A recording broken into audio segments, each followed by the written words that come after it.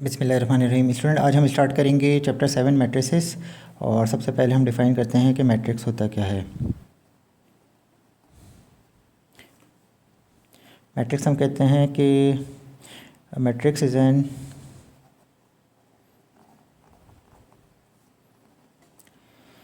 A rectangular array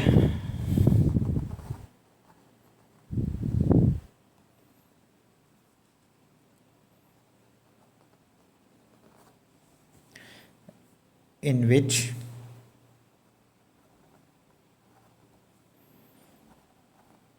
data is enclosed।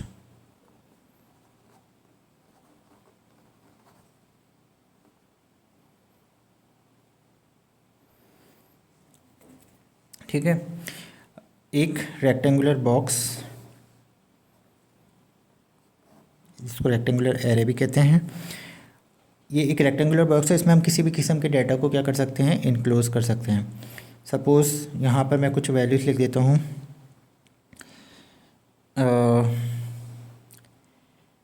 15 और 10, 25, 20। ठीक है, तो सपोज़ अभी जो वैल्यूज़ हमने लिखे हैं, ये वैल्यूज़ हैं क्या? बेसिकली ये वैल्यूज़ जो हैं वो किसी ना किसी वेरिएबल को रिप्रेजेंट कर रही हैं। ये हमारे सामने तो सिंपल वैल्यूज़ हैं, लेकिन ये वैल्यूज़ किसी चीज़ को रिप्रेजेंट कर रही है। सपोज़ ये वैल्यूज़ जो हैं वो यहाँ पर हम ले लेते हैं पेन और कॉपी। ठीक है, ए और बी, ये जो वैल्यूज़ हैं ये एक वेरिएबल है प्राइस, उसको रिप्रेजेंट करेंगे। जैसे एक एग्जांपल ले रहा हूँ ताकि आपको कॉन्सेप्ट समझ में आ जाए कि ये होता क्या है। रेक्टेंगुलर बॉक्स के अंदर ये वैल्यूज़ क्यों लिखी गई हैं, इस तरीके से इनको साथ साथ क्यों नहीं लिखा गया, इनको इस तरीके से अलग अलग करके क्यों लिखा गया है। तो यहाँ पर ये जो है ये हम ये कह रहे हैं कि अगर हमें पेन ए क्वालिटी का पेन चाहिए तो उसकी प्राइस जो है वो कितनी है, 15। और अगर हमें बी क्वालिटी का पेन चाहिए तो उसकी प्राइस कितनी होगी, 10। इस तरीके से अगर ए क्वालिटी की कॉपी चाहिए तो उसकी प्राइस 25, बी क्वालिटी की कॉपी चाहिए तो उसकी प्राइस कितनी होगी, 20। तो ये वैल्यूज़ जो हैं ये किस चीज़ को रिप्रेजेंट कर रही हैं, ये वैल्यूज़ रिप्रेजेंट कर रही हैं प्राइस को।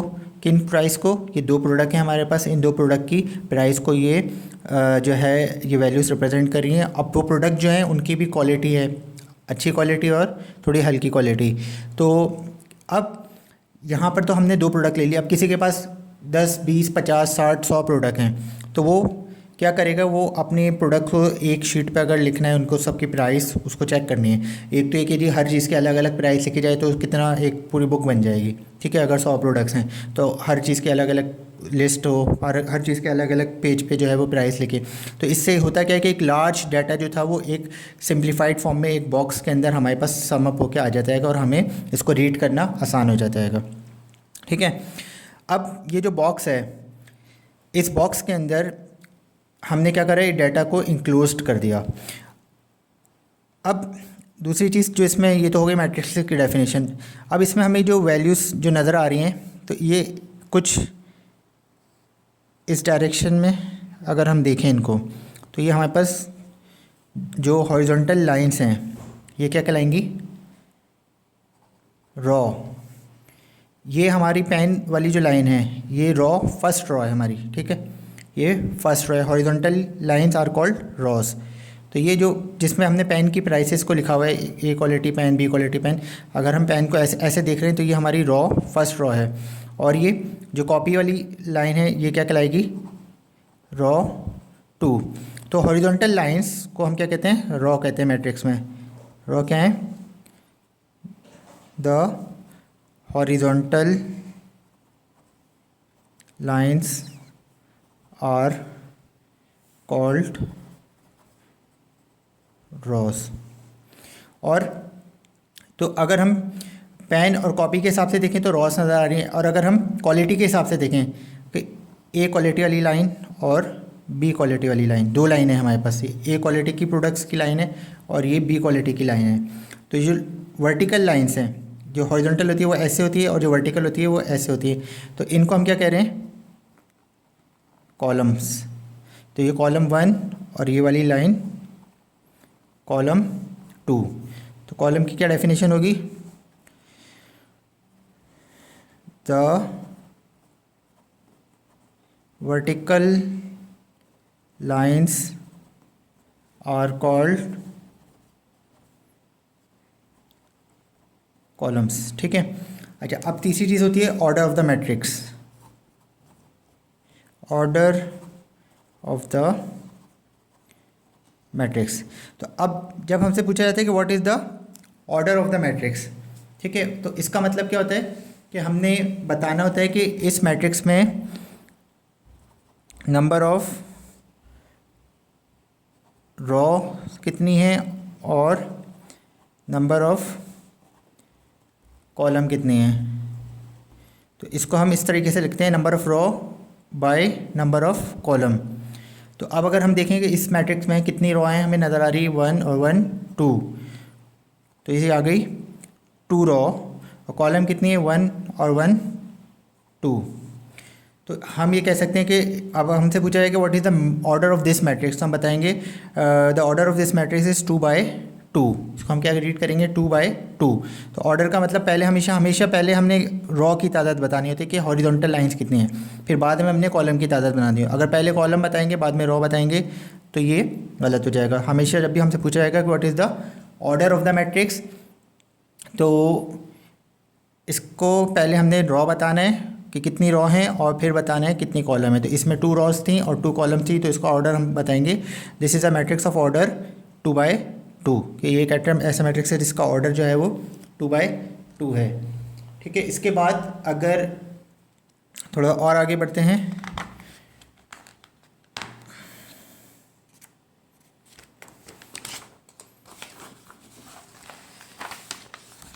मैट्रिसेस पे इसकी ऑर्डर हो गया, रॉस कॉलम्स हो गई, मैट्रिक्स की डेफिनेशन हो गई। तो अब अगर हम बात करते हैं टाइप्स ऑफ मैट्रिसेस की, तो अब टाइप्स ऑफ मैट्रिसेस। तो मैट्रिसेस की बहुत सारी टाइप्स हैं। सबसे पहले हम बात करते हैं, फर्स्ट टाइप होती है हमारे पास रॉ मैट्रिक्स। रॉ मैट्रिक्स क्या होता है? अ मैट्रिक्स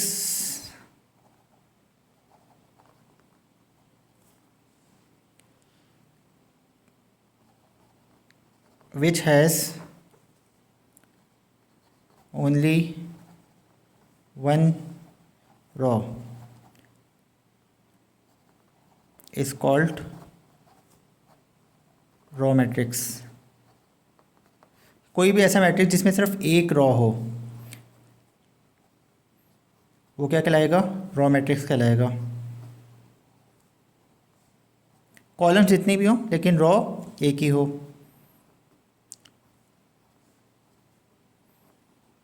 ठीक है। अब इसमें कितनी रॉ हैं? एक रॉ। इसमें कितनी रॉ है? एक रॉ। कॉलम कितनी है? 1 2 3। कॉलम जितनी भी हो कोई फ़र्क नहीं पड़ता। इसमें कितनी रॉ है? एक ही रॉ है। तो ऐसा मैट्रिक्स जिसमें सिर्फ एक ही रॉ हो उसको हम क्या कहते हैं? Row matrix. इसके बाद दूसरे नंबर पे क्या आता है हमारे पास? Column matrix. कॉलम मैट्रिक्स क्या होता है? इसमें जिसमें सिर्फ एक ही कॉलम होगी। A matrix which has only one column is called column matrix। ठीक है।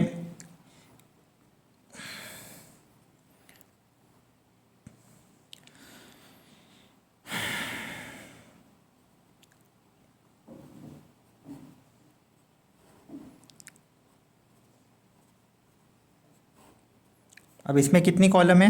एक कॉलम है। रॉ भी इत्तेफाक से एक है। अब इसमें रॉ कितनी है? एक रॉ, 2 रॉ, 3 रॉ, लेकिन कॉलम कितनी है? सिर्फ एक ही कॉलम है। इसमें कॉलम एक ही है। रॉ कितनी है? 4 रॉ हैं, लेकिन कॉलम सिर्फ एक ही है। तो ऐसा मैट्रिक्स जिसमें सिर्फ एक ही कॉलम हो, रॉ जितनी भी हों, वो क्या कहलाता है? Column matrix. ठीक है। फिर तीसरे नंबर पे हमारे पास आता है स्क्वायर मैट्रिक्स। स्क्वायर मैट्रिक्स क्या होता है? Equal number of rows and columns. ऐसा मैट्रिक्स जिसमें रॉस और कॉलम की तादाद इक्वल हो।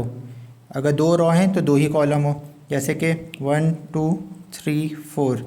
अब इसमें कितनी रॉ हैं? 1 1। 2 रॉ हैं और कॉलम कितने हैं? 1 और 1। तो जिसमें 2 by 2 और 1 2 3 4 5 6 7 8 9। अब इसमें कितनी रॉ हैं? 1 2 3 और कॉलम कितने हैं? 1 2 3। तो ये क्या हो गया? 3/3। इसका ऑर्डर कितना हो गया? 3/3। तो अगर ऑर्डर सेम है, यानी नंबर ऑफ़ रॉस और नंबर ऑफ़ कॉलम की तादाद इक्वल है, चाहे 2/2 हो या चाहे 3/3 हो, चाहे 1/1 हो, 1 रॉ 1 कॉलम, चाहे 4/4 हो, 5/5 हो, यानी जितनी रॉ हो अगर उतनी ही कॉलम हो, तो उसको हम क्या कहेंगे? स्क्वायर मैट्रिक्स कहेंगे। इसके बाद नेक्स्ट आएगा हमारे पास rectangular matrix.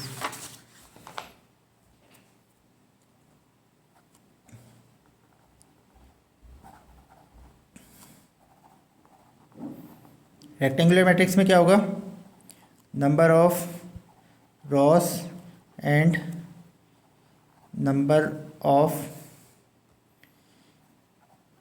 Columns are not same.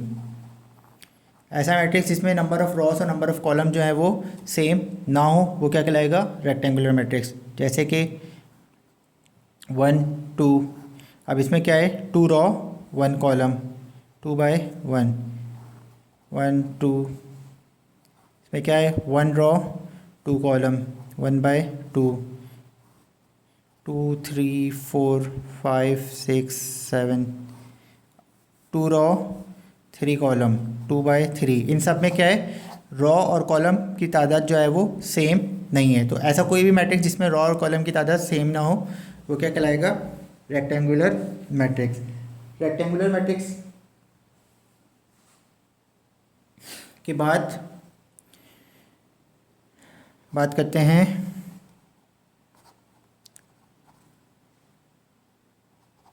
Diagonal matrix. Diagonal matrix क्या होगा? कि ऐसा मैट्रिक्स कि जिसमें डायगोनल किसे कहते हैं, पहले तो ये बता दूं मैं।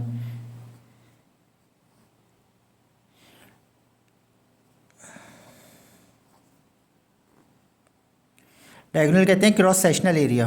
क्रॉस सेक्शनल एरिया यानी कि हम एक सिरे पे चल खड़े हुए और यहाँ से अब क्रॉस चल रहे हैं, तो जो भी इस क्रॉस सीक्वेंस में आ रहे हैं उस ये क्या कहलाएगा? डायगोनल कहलाएगा। तो ये भी डायगोनल है, और अगर इधर से देखें तो ये भी डायगोनल है। ठीक है, ऐसे भी डायगोनल और ऐसे भी क्रॉस सेक्शनल एरिया ये। तो क्रॉस पे जब हम वैल्यूज़ देखेंगे तो डायगोनल मैट्रिक्स क्या होता है कि एक ऐसा मैट्रिक्स होता है जिसका जो डायगोनल है, इसमें 2 डायगोनल्स हैं। एक डायगोनल कौन सा है? ये डायगोनल है जो कि लेफ़्ट से right diagonal, left to right downward, left से राइट डाउनवर्ड जा रहा है, यानी ये लेफ़्ट साइड है और ये राइट साइड है। तो left to right downward diagonal. और दूसरा है राइट टू लेफ़्ट डाउनवर्ड, यानी यहाँ से राइट है और ये लेफ़्ट है, तो राइट से लेफ़्ट की तरफ डाउनवर्ड डायगोनल। तो डायगोनल मैट्रिक्स है कि एक ऐसा मैट्रिक्स जिसका left to right diagonal, left से राइट डाउनवर्ड जो है, ये डायगोनल जो है, इसमें जो वैल्यूज़ होंगी ये नॉन ज़ीरो होंगी और डिफरेंट होंगी। जबकि जो ये वाला डायगोनल होगा, इसके अलावा जितनी भी वैल्यूज़ होंगी वो सारी की सारी जो होंगी वो ज़ीरो हो जाएंगी। तो ऐसा मैट्रिक्स जो है वो क्या कहलाएगा? डायगोनल मैट्रिक्स कहलाएगा। ठीक है, जैसे कि एक और एग्जांपल ले लेते हैं इसकी। यहाँ पे ले लेते हैं 1 2 3। ये तो हमने 2/2 की एग्जांपल ले ली, 2 रॉ 2 कॉलम। इसमें क्या है? 1 2 3। अब ये जो left to right downward diagonal है हमारे पास, इस left to right downward diagonal पे जो वैल्यू है वो नॉन ज़ीरो है और डिफरेंट है, सेम नहीं है। और इसके अलावा सारे एलिमेंट क्या हैं? ज़ीरो हो जाएं। बस सिर्फ diagonal left to right diagonal में जो वैल्यूज़ हैं वो डिफरेंट होंगी, और बाकी वैल्यूज़ जो हैं वो सारी all other values are zero. तो ऐसा मैट्रिक्स जो है वो क्या कहलाएगा?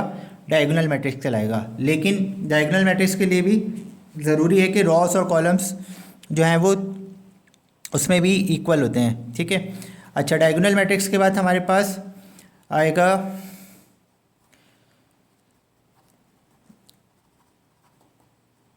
Scalar matrix. स्केलर मैट्रिक्स बीच तकरीबन डायगोनल मैट्रिक्स से मिलता जुलता ही होता है, बस फ़र्क सिर्फ इतना होता है कि इसके जो डायगोनल में वैल्यूज़ होती हैं, left to right diagonal, left to right downward diagonal जो होता है ये वाला, इसमें जो वैल्यूज़ होती हैं वो सेम होती हैं, लेकिन 1 नहीं होंगी। 1 के अलावा कोई भी वैल्यू होगी और वो सेम होगी, और बाकी सारे एलिमेंट जो होंगे वो 0 हो जाएंगे। तो अब यही डायगोनल मैट्रिक्स जो होगा ये क्या कहलाएगा? Scalar matrix. अगर वैल्यूज़ सेम है और बाकी वैल्यूज़ 0 हैं तो स्केलर, अगर वैल्यूज़ डिफरेंट है और बाकी वैल्यूज़ 0 हैं तो डायगोनल। ठीक है, इसमें भी वही है, ऑर्डर दोनों का 2/2 या 3/3 हो सकता है। 3/3 का अगर ही होगा तो उसकी एग्जाम्पल भी देख लें।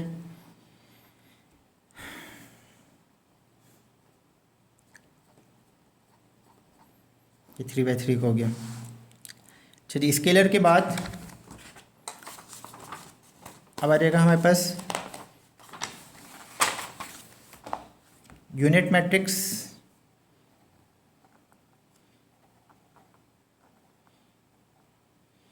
यूनिट मैट्रिक्स क्या होगा?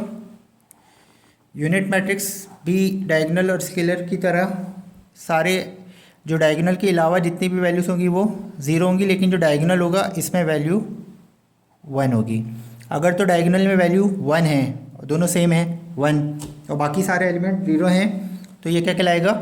Unit matrix. अगर 1 के अलावा कोई और वैल्यूज़ हैं और दोनों सेम हैं तो स्केलर मैट्रिक्स, और 1 के अलावा कोई और वैल्यूज़ हैं मगर दोनों सेम भी नहीं है तो फिर डायगोनल मैट्रिक्स। ठीक है, ये छोटा सा डिफरेंस हो गया। अच्छा, उसके बाद आएगा नल मैट्रिक्स। नल मैट्रिक्स में क्या होगा? A matrix having all the elements 0, जिसके सारे एलिमेंट्स 0 हो जाएंगे वो नल मैट्रिक्स हो जाएगा। ये 2/2 ऑर्डर का हो गया। 3/3 का भी लिखते हैं 1 0 0 0 1 0 0 0 1। ठीक है जी, यहाँ पर तो सारे 0 ही हैं तो 2/2 और 3/3 सेम हो गए।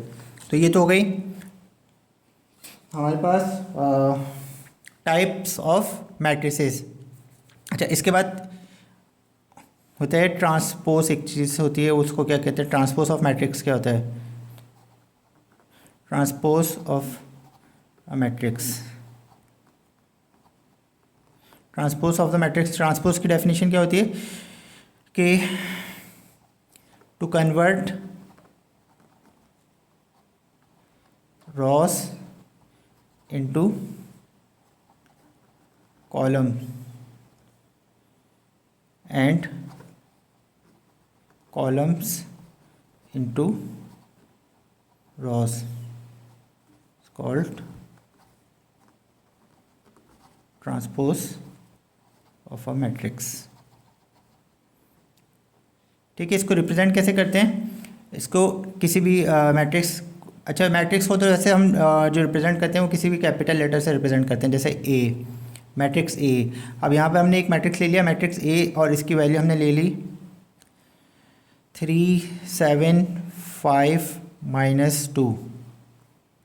ठीक है, अब हमसे कह रहे हैं इसको ट्रांसपोज करना है, तो ट्रांसपोज का मतलब ए के ऊपर छोटा सा टी जो अगर लिख दिया जाएगा पावर पे इंडेक्स पे तो ये ए ट्रांसपोज हो जाएगा।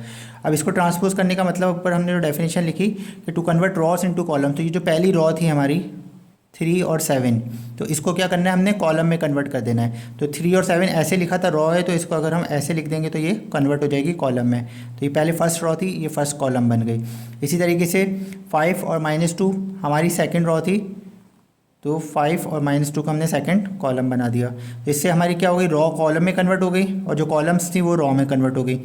ठीक है, जो फर्स्ट कॉलम थी 3 और 5 ये रॉ में कन्वर्ट हो गई, जो सेकंड कॉलम था 7 और -2 ये रॉ में कन्वर्ट हो गया।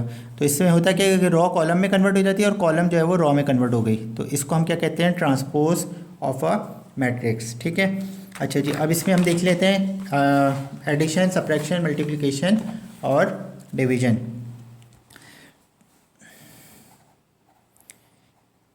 एडिशन एंड सब्ट्रैक्शन यानी प्लस और माइनस। अब इसका जो सिंपल सा रूल है, for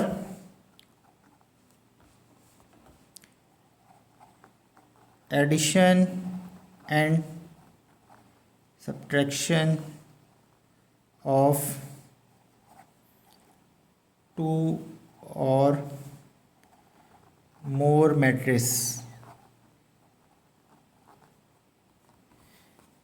the order of the matrices must be same.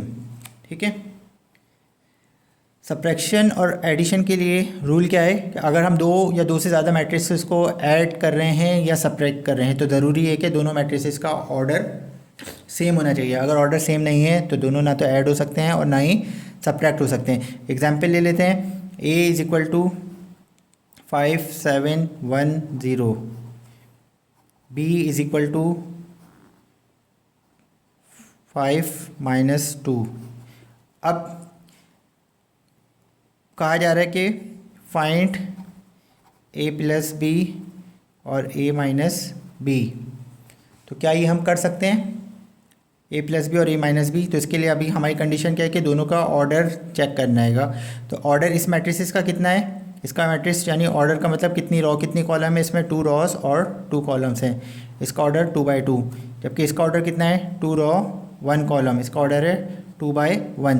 दोनों का ऑर्डर जो है वो सेम नहीं है। तो for addition and subtraction rule क्या है कि 2 और मोर मैट्रिसेस को जब भी हम ऐड और सब्ट्रैक्ट करें तो order of the matrices must be same, दोनों का ऑर्डर सेम होना ज़रूरी है। तो अभी हम इन दोनों को सॉल्व नहीं कर सकते, तो ये सॉल्व नहीं होगा। हाँ, अब अगर दोनों का ऑर्डर सेम होता, अब सपोज कर लेते हैं कि A की वैल्यू तो यही है और B की वैल्यू अगर फ़र्ज़ कर लेते हैं, B की वैल्यू होती 5 -2 और -3 4। तो अब क्या A और B को सॉल्व कर सकते थे? तो यस, अब इसका ऑर्डर कितना है 2/2 और इसका ऑर्डर कितना है 2/2। अब दोनों का ऑर्डर सेम हो गया, तो अब ये दोनों ऐड भी हो सकते हैं और सब्ट्रैक्ट भी हो सकते हैं। तो अब अगर हम दोनों को ऐड कर रहे हैं A प्लस बी, तो पहले A की वैल्यू पूरा मैट्रिक्स लिखेंगे 5 1 7 0, बीच में प्लस की साइन है, प्लस की साइन आ जाएगी। और फिर B की वैल्यू 5 -3 -2, 5 -3 -2 4। ठीक है, A plus B is equal to, अब क्या करना है हमने, बड़ा सिंपल सा ऐड, जो जिस ऑर्डर जिस प्लेस पर उसको उसी प्लेस वाले नंबर से ऐड कर देना है। तो फर्स्ट कॉलम का पहला है 1 1, तो ये भी पहली फर्स्ट कॉलम है। तो 5 को 5 से प्लस कर देंगे, 7 को -3 से प्लस कर देंगे, तो प्लस माइनस -3 हो जाएगा। 1 प्लस -2 और 0 प्लस 4।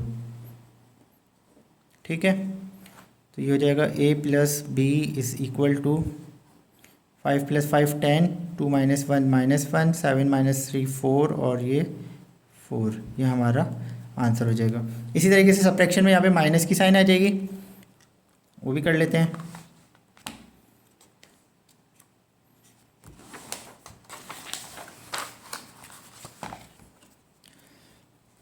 ठीक है, अगर A की वैल्यू हमारे पास 1 4 -3 -2 और B की वैल्यू है हमारे पास 2 0 1 -5 और हमें कह रहे हैं कि जी फाइंड करें A माइनस B। तो हम कर सकते हैं, सबसे पहले क्या करेंगे, इसका ऑर्डर देखेंगे 2/2, इसका ऑर्डर 2/2, दोनों का ऑर्डर सेम है तो हम यस कर सकते हैं A माइनस बी। तो A minus B is equal to, पहले A है तो A की वैल्यू लिखेंगे 1 4 -3 -2, अब बीच में माइनस की साइन थी, बीच में माइनस की साइन लगाएंगे और फिर B की वैल्यू लिख देंगे 2 0 1 -5। तो A minus B is equal to, same है, जो जिस ऑर्डर पे जिस पोजीशन पे उसको उसी पोजीशन वाले नंबर से ऐड करना है। 1 -2 1 -2 4 -0 -3 -1 -2 माइनस माइनस प्लस 5, ये हो गया। A minus B is equal to, 1 में से 2 गया, -1 माइनस माइनस प्लस -4 4 5 -2 3, ये हमारा आंसर हो गया। ठीक है, अगर इसी तरीके से हमसे कहा जाता कि 2A माइनस 3B करना है फाइंड, तो अब इसमें हम क्या करेंगे, ए माइनस थ्री बी जब होगा तो इसको भी हम सॉल्व करेंगे। तो हम जब टू ए की वैल्यू 1 माइनस थ्री 4 माइनस टू, बीच में माइनस की साइन लगाएंगे, 3 लिखेंगे और बी की जगह पे बी की वैल्यू लिखेंगे जो है 2 0 1 और -5। अब करना इसमें सिंपल, बस एक स्टेप ये है, बाकी वैसे ही हो जाएगा जैसे ऊपर हमने किया था। अब पहले इस 2 को इन चारों से मल्टीप्लाई कर देंगे, तो बाहर जो भी नंबर होगा हमारा वो ब्रैकेट के अंदर सबसे मल्टीप्लाई हो जाएगा। तो 2 1 2 हो जाएगा, 2 3 -6, 2 4 8, 2 2 4 और माइनस की साइन। इसी तरीके से इस 3 को अंदर सबसे मल्टीप्लाई कर देंगे, 3 2 6, 3 0 0, 3 1 3 और 3 5 15, -5 था इसलिए -15, और ये बाहर वाला माइनस अंदर रहेगा, बाहर ही रहेगा। इसको -3 अभी अंदर नहीं लेगा, हम सिर्फ 3 को अंदर से मल्टीप्लाई कर रहे हैं तो इसलिए माइनस बाहर आएगा। अब सिंपल जो जिसकी पोजीशन पे उसको उसके साथ माइनस कर देंगे, 2a -3b, 2 -6 8 -0 -6 -3 -4 minus minus plus 15 और का आंसर आ जाएगा। ठीक है, ये बहुत इजी चैप्टर है। 6 में से 2 गया, -4 8 -9 और 11, ये हमारा आंसर हो गया। ठीक है, ये तो हो गया प्लस और माइनस। अच्छा, अब नेक्स्ट वीडियो में जो है वो हम इसके आगे मल्टीप्लाई और डिवाइड और जो इसके और आगे के क्वेश्चंस हैं वो सारे इसके सॉल्व करेंगे और आगे के टॉपिक्स कवर करेंगे। ठीक है, आज की वीडियो यहीं तक। वीडियो पसंद आए तो लाइक करें, फ्रेंड्स के साथ शेयर करें और चैनल को सब्सक्राइब करें।